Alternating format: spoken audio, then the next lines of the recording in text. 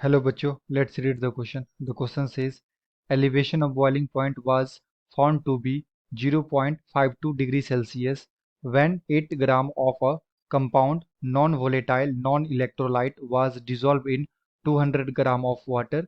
Then molar mass of the compound will be, and हमें given है kb of water 0.52 Kelvin kg per mole. तो molar mass हमें बताना है बच्चों।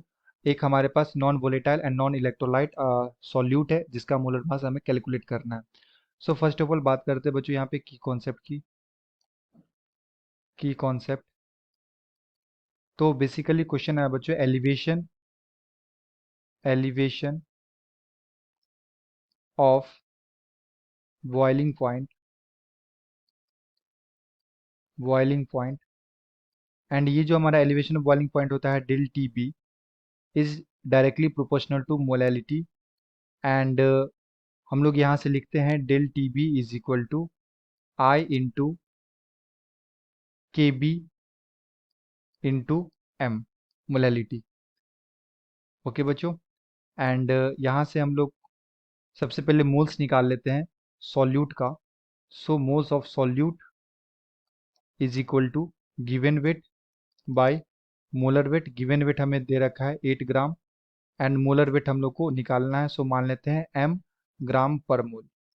ओके, तो बेसिकली मोलैलिटी इक्वल टू क्या होता है बच्चों, number of moles of solute जो हम लोगों ने निकाला है 8/m into weight of solvent in KG. तो जो वेट है हमें सॉल्वेंट का ये दे रखा है 200 ग्राम। तो बेसिकली इसे केजी में कन्वर्ट करेंगे बच्चों, तो यहाँ पे हमें क्या करना पड़ेगा, 1000 लगाना पड़ेगा, क्योंकि जो मोलैलिटी होता है हमारा ये क्या होता है, number of moles of solute divided by weight of solvent in KG.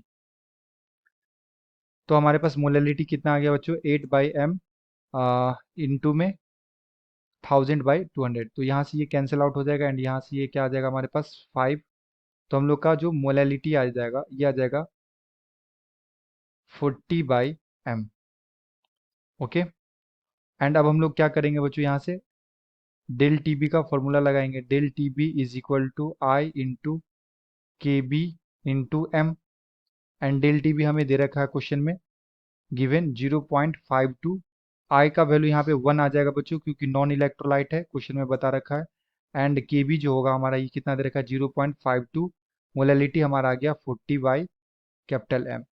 सो अगर हम यहाँ से क्रॉस मल्टीप्लाई करें तो m इक्वल टू आ जाएगा बच्चों 0.52 डिवाइडेड बाई 0.52 इंटू में 40।